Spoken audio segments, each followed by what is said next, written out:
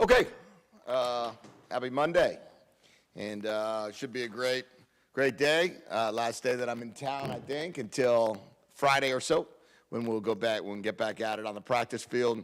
Have a team meeting today, talk a little bit about the bowl, and then they'll lift, they'll run all week, and then we'll get practicing going Friday, Saturday, lift and run next week, and then start the bowl prep game practices December 15th.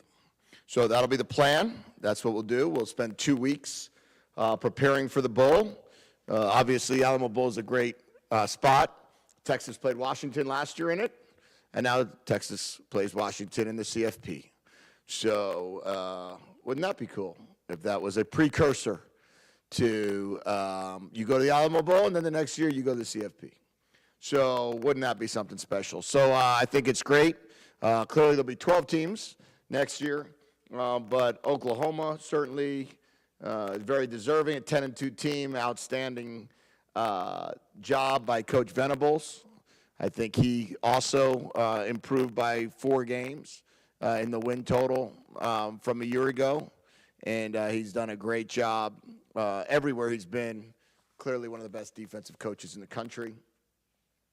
And our team's excited about it. I think it'll be a lot of fun.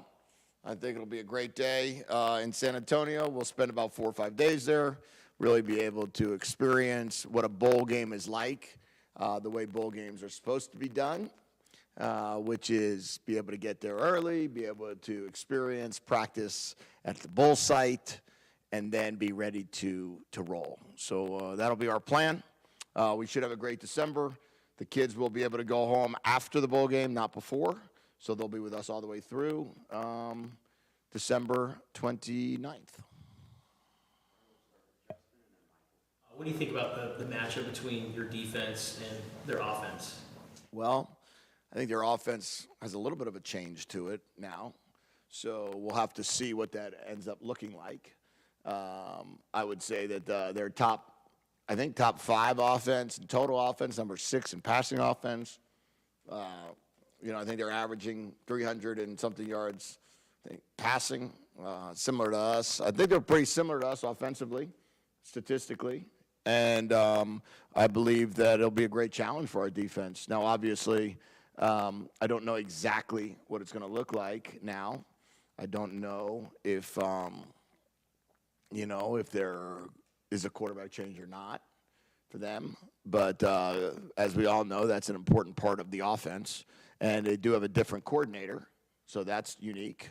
Coach Trell used to be here at one point with Coach Stoops. And I know Seth, and I think he's a great coach. So we'll have to see what he does, if he does anything different than what Coach Levy was doing. So we'll have to keep an eye on that. But we won't know. So we're going to have to prepare for a good, potent offensive attack. We're going to have to watch a lot of tape on what happened at North Texas and also what happened at Oklahoma this year and see what we can put together to figure out the best way to defend them. You mentioned Washington. They kind of had their breakout season last year and took it to an even higher level this year. Is there anything that you can take from the way that they put their team together, the way they approach the offseason, et cetera, that you can kind of maybe apply to your situation? I think that their situation is different than ours to begin with. Michael Penix played for Kalen DeBoer at Indiana. Then Coach DeBoer was at Fresno for 2 years, and then went to become the head coach of Washington, and Michael Penix went to go play for him. So I think when you look at their offense, they were pretty offense-driven, and they managed to have their quarterback for 2 years. And as I've been saying over and over, that position, as the CFP committee decided as well, that position is the most important position. And you have to be able to have consistency at that position. You have to teach an offense to a guy, and they benefited from, they got everybody to come back. That's what happened. So assuming everybody comes back, then I would think that we too will have a great opportunity when teams try to poach your players, when teams try to take your players, when teams try to convince players to leave programs to go to another program. You got to be able to not allow that to happen. That's what Washington was able to do.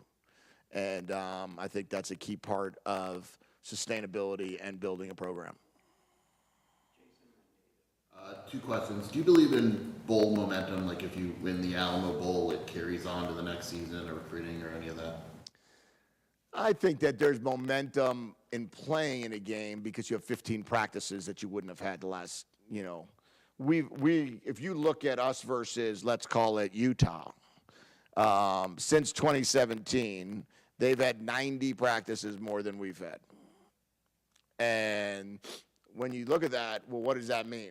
I mean, 90 practices is like, well, training camp's only 28 practices. So you're talking about 3 more training camps than we had to be able to compete. So, and that's, of course, we've had coaching changes along the way there as well. So I think where the momentum comes from is really just getting better. And the team is around each other more. The team believes in each other more. They're closer together.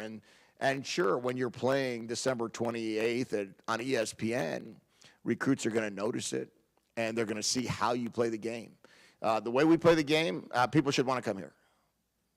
We play the game in a manner that people should say, I want to go play at Arizona, and I really don't care about the rest.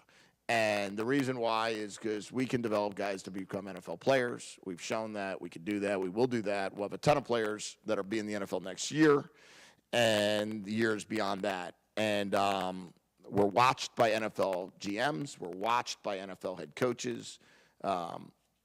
Most coaches in this league can tell you how Arizona did every Saturday. I don't think that a lot of other programs can say that. And that's why I think that the bowl momentum will be nice. I heard from a lot of NFL head coaches yesterday congratulating us on going to the Alamo Bowl and the importance of that game, and that's the momentum we need. And also, as a head coach, what has today been like for you with the transfer portal?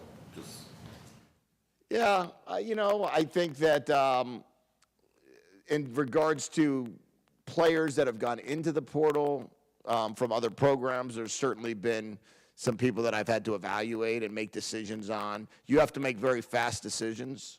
In recruiting, you can make long decisions. You might know them when they're a sophomore in high school, a freshman in high school, a junior in high school. Here now you have a decision that you need to make if you want to use one of your spots on a guy that you evaluated for 7 minutes.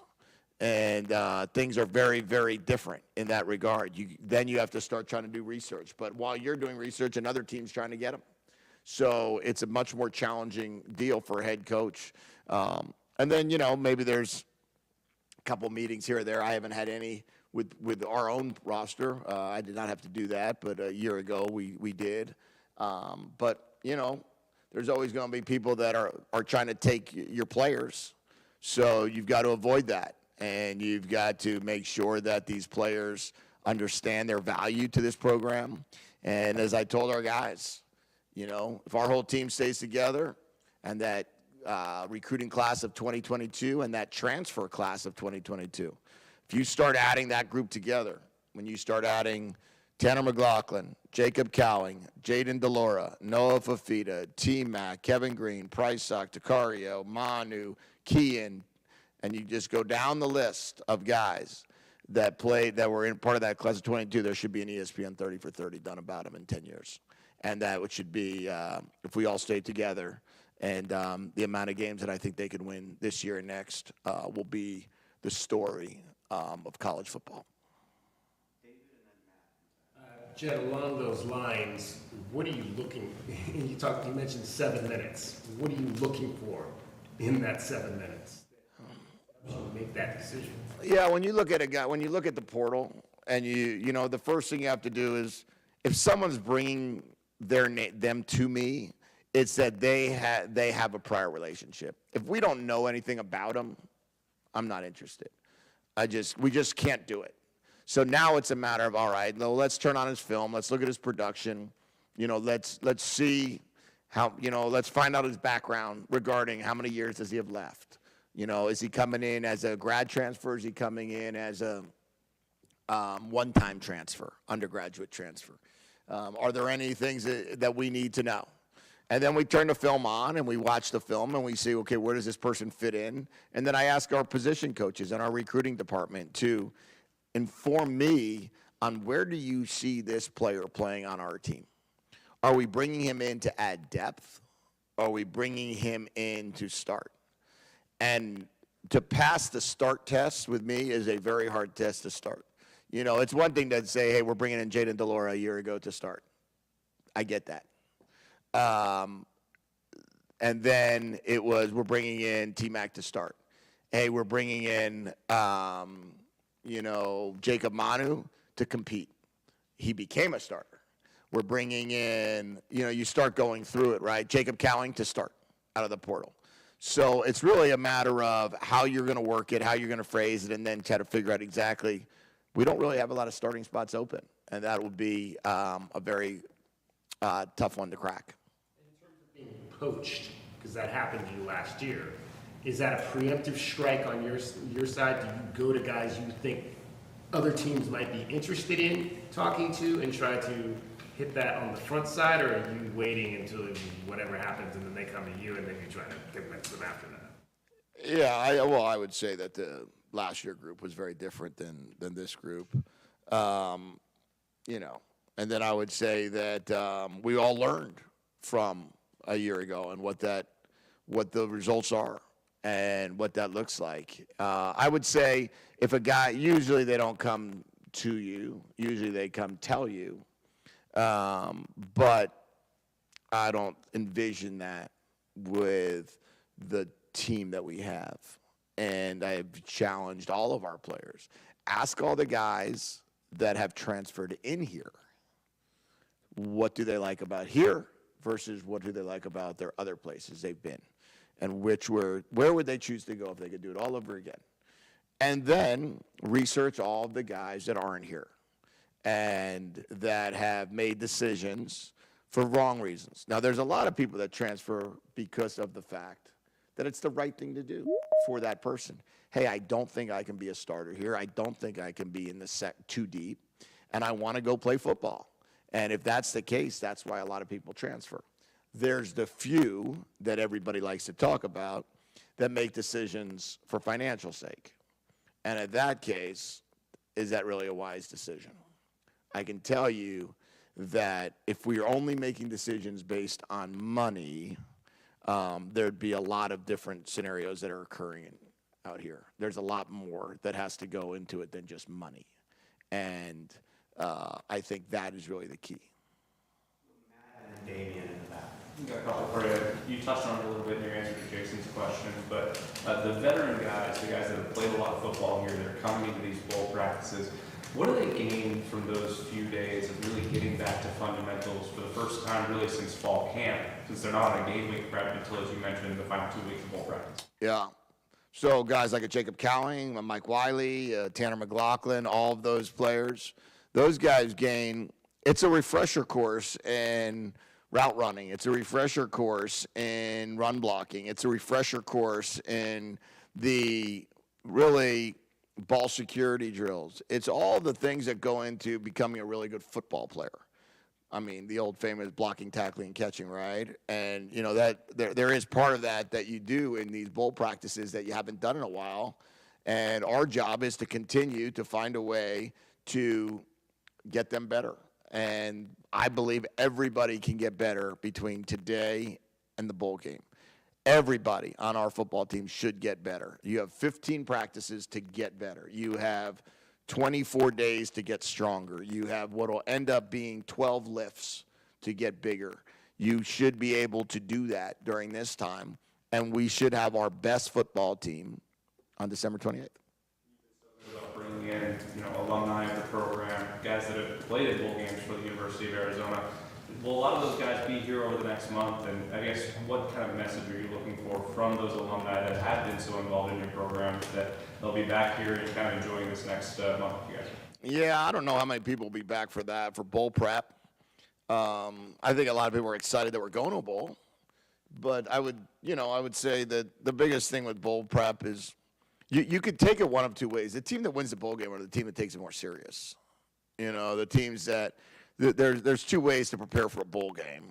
You could choose it as a celebration of the season, or you could choose it as a championship game.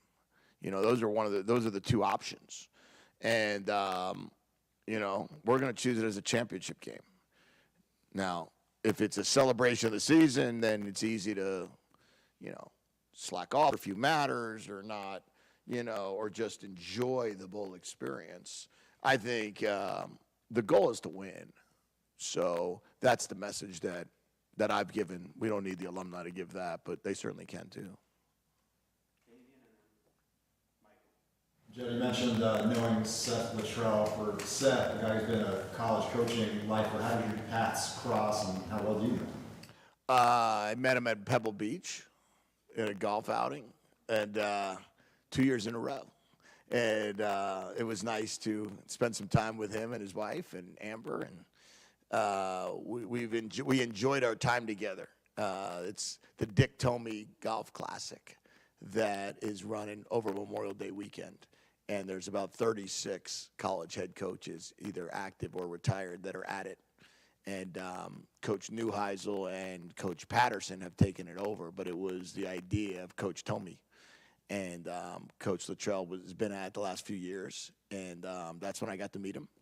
And really enjoyed talking to him and enjoyed spending time with him. Golf game. I don't know. We never played together. But I would guess most of the time the answer would be the other person. I think this is the first time that you've had to deal with prepping for a game while also deal with the transfer portal and closing down a recruiting class with the early signing period, right? I don't think either of those were in place when you were last in college. So what is it like to have to handle all of that, and would you suggest any changes to the calendar that might make it easier so that there isn't this logjam in December? Yeah, I would say this, Michael, that it's certainly unique. It's a unique time in college football to balance it all out. Like, we had our end of year banquet yesterday, and then yet, you have the transfer portal opening today, and then yet we have all of our coaches out on the road at home visits. Tomorrow I'll be in home visit in one state, then the next day in another state, then the next day in another state. And yet you're still trying to monitor what's happening back here. I've got Oklahoma film on in my computer because, I don't just recruit and be Mr. Positive. I also have to call an offense and run the offense. And to do that, that takes a lot of work. So there's been a lot of different things that are happening at the same time. There has to be a better way to regulate the roster from the NCAA perspective. And what that means, I don't know. I mean, I've always said maybe a salary cap would be a great thing to have. So your roster isn't dealt with in a piecemeal, and you just have a better idea on how to do it. Maybe it's a better way of having an early signing period. Maybe you can just sign at any time, as long and that commitment has to stay firm unless there's a coaching change. Maybe there's a way to just figure out a way that you can open the transfer portal up after bowl games, not before. So let the CFP finish and then open up the portal. Especially if I was coaching a team, if you're coaching a team like us that are playing a first bowl game since 2017, and, that's a big deal. And the last thing you want to do is start losing players in the portal, and, you're asking donors and you're asking alumni to come support the game, and then they're like, who am I supporting? So it would be a nice thing if they said, hey, your team is your team, and when the football season comes to an end, that is the day of the national championship game. That is when the season comes to an end. At that point, you can enter the portal.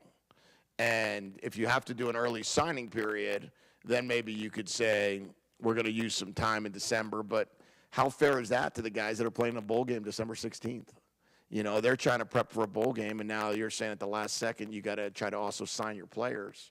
At least we have an 8-day runway between the signing day and the bowl game. So I think a lot has to change It's not where it needs to be by any means. Okay? Thank you, guys.